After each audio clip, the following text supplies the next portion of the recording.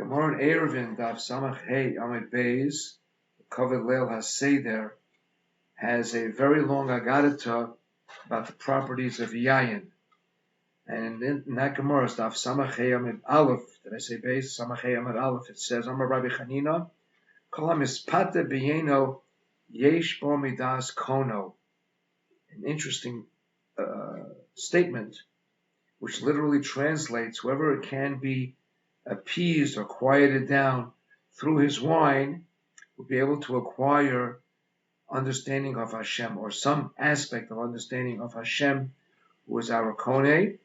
As the Pasuk says, and he quotes the Pasuk from Noach, Vayorach Hashem es reach anichoyach.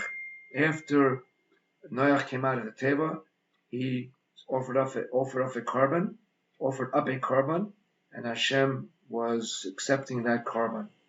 And Rashi says on that Gemara,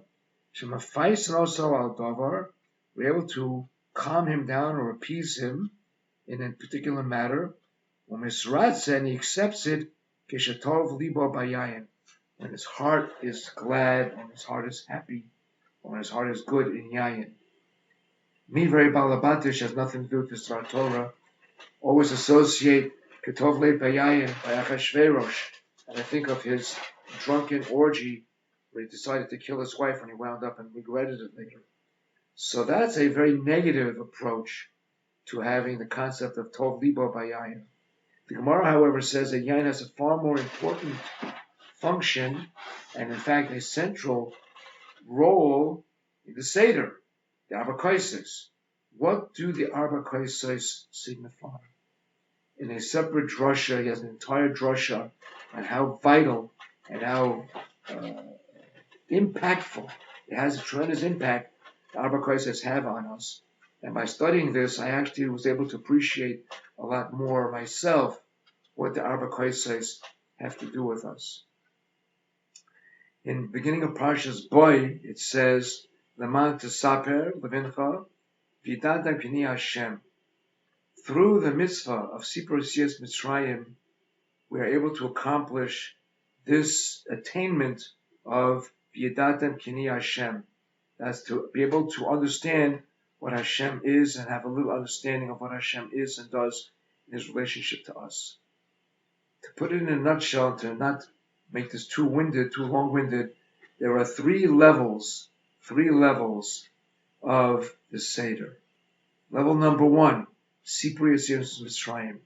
Through the Daled Kaisos, through the Seder, through all of the different wonderful, very meaningful parts of the Seder. Step number two is to be Kohen Das Hashem. That is so critical. And I don't know if we're aware of that sufficiently. I certainly was not. And the third aspect is, once you have this Das Hashem, what do you do with that? What does that accomplish for you? What does that make? In what way does that make you a better person? I'm hoping within the next couple of minutes to discuss all these three aspects. Number one, when we were Avodim in Mitzrayim, our whole guf and neshama, he says, guf and neshama were under the control and the yad paro. That was a very great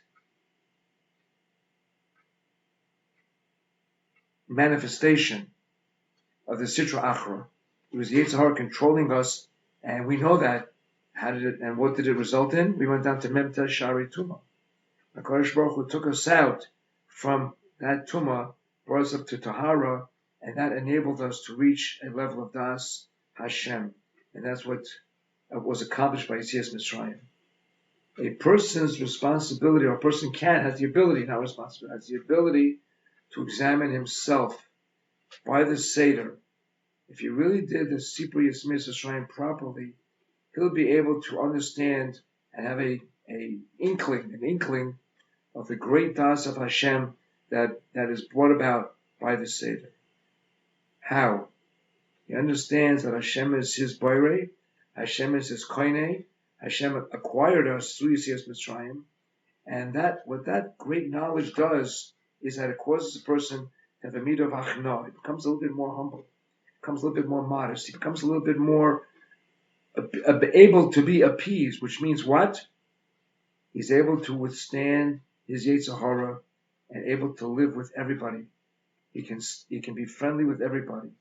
When he sees that he's able to be happy, no matter who's there around him, people he never got along with, this brings him to a certain level of understanding. That's the highest accomplishment of Das Hashem.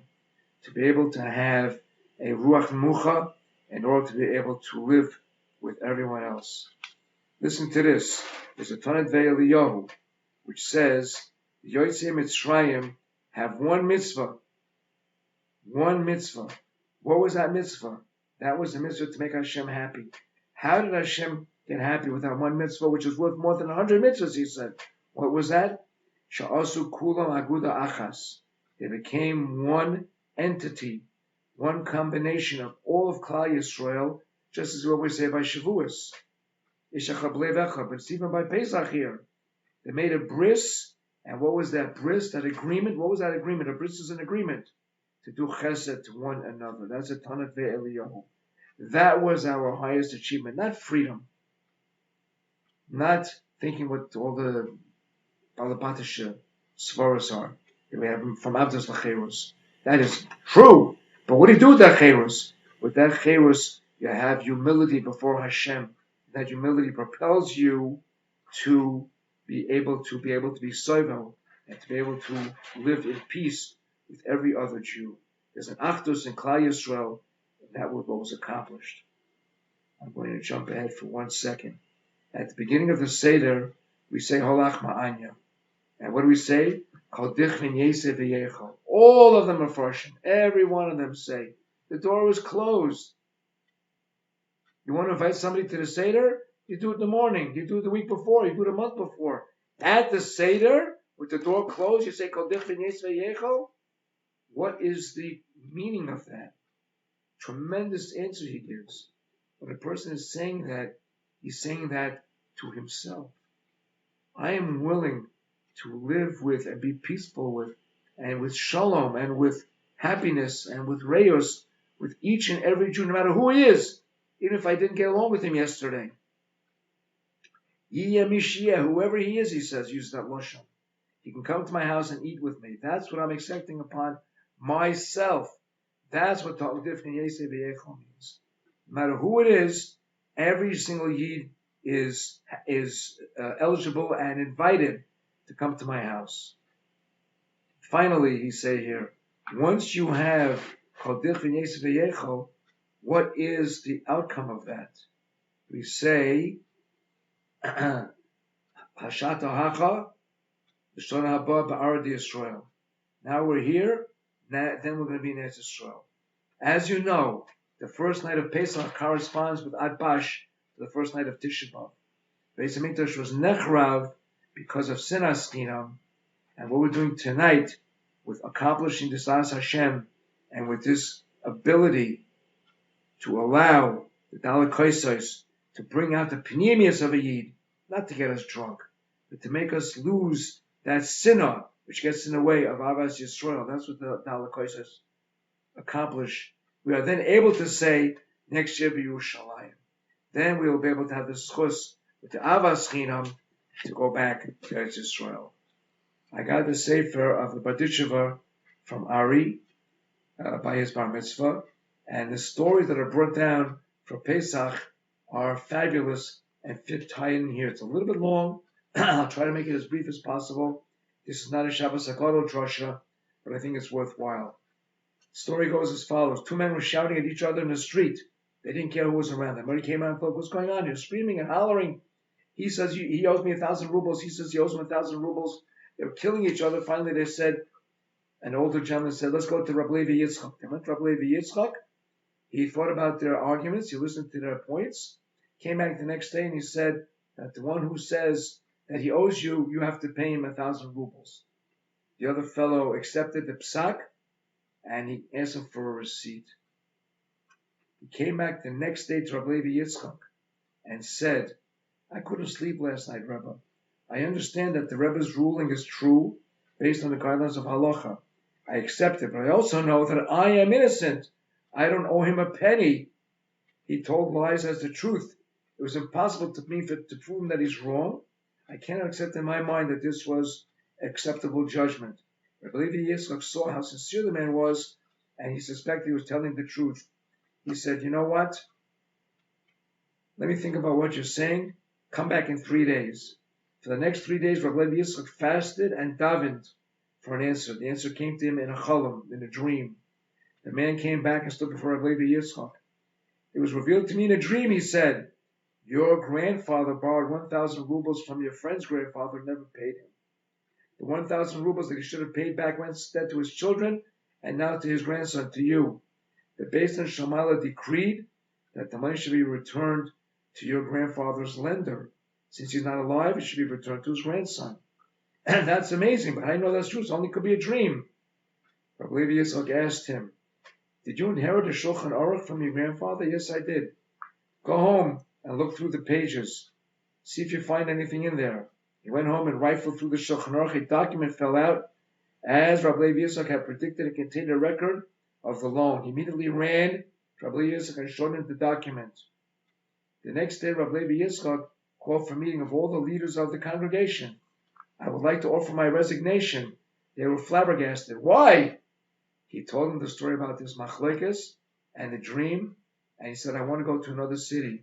If there's a dispute here before the city, I have to fast 3 days before I can bring the proper din. Has never happened to me before. I think it'd be better if I find someplace else. Please don't leave with such a hasty decision, Rebbe, one of us said. You understand what you're saying? Give it some time. It's Pesach now. Let's talk about it after Pesach. Rabbi Yitzchak agreed. The city leaders departed. On Pesach night, all the poor and the beggars stand in the back of shul waiting for someone to invite them to their home, as is the custom every year. One of the Balabatim approached a pauper, bedraggled as he was, and said, would you like to be my guest for the Seder tonight? Yes, I would. Thank you very much. It's my pleasure and honor, said the Balabas. Would you mind waiting here for a minute or two? I have to have a word with a friend of mine. Take as much time as you need. I'll be right here. The householder went out with his friend. They were soon engaged in a deeply engrossed conversation. They walked down the street, continued. As they walked home, they stopped at the Balabas's door. Each one said Gejuntav and parted ways. He walked into his house and he said, Oi, what happened to my Areach? What happened to my guest? He ran back to shul. He ran back and he didn't find anybody. It was deserted. The poor man that he had invited was gone. Despondent, he walked home. That year, to the chagrin of his wife and children, they had no guest at their Seder. The next day, the householder, the Balabas, spotted his prospective guest in shul. He ran over to him. My dear friend, I have 1,000 apologies, he said. Forgive me. I was in a conversation. I forgot about you. It's inexcusable. Please forgive me. The poor man waved it aside. Think nothing of it, he said. Think nothing of it. I admit I was nervous at first. I couldn't find you. So why did you stand and wait when I was coming back for you? You were gone. Everything was fine. Hapnishkin Moira. I did not go hungry last night. That man over there points came by and invited me. I see. Did he ask you if you had been invited? He did. I told him you invited me, but that I didn't see you anywhere, so he took me home with him. The Seder was wonderful. The food was excellent. I mean, excellent. Angry and upset, the Balabas sought out and confronted the man who had invited the poor man. How could you take my guest? He said. You knew I had invited him. True, but I know you abandoned him. I didn't abandon him. I was speaking to someone. I came back for him. But he wasn't there because you took him with you. They started fighting with each other. Had to be pulled apart before they started beating each other up. Peace finally reigned when they both agreed to go to Rabbi Yitzchak for a Pesach after Yantav. Rabbi Yitzchak listened carefully to their arguments. He turned to the second man and said he had to pay him a knas for taking away the first man's guest. When they left, Rabbi Yitzchak called a meeting with all the Rosh of the Kehillah. I have reconsidered, Rabbi Yitzchak announced. I have decided to remain here as the Rav of Berditcha. If the men in this city fight over the privilege of inviting a poor man to their table, that is the kind of city that I want to serve. That's the message of Pesach.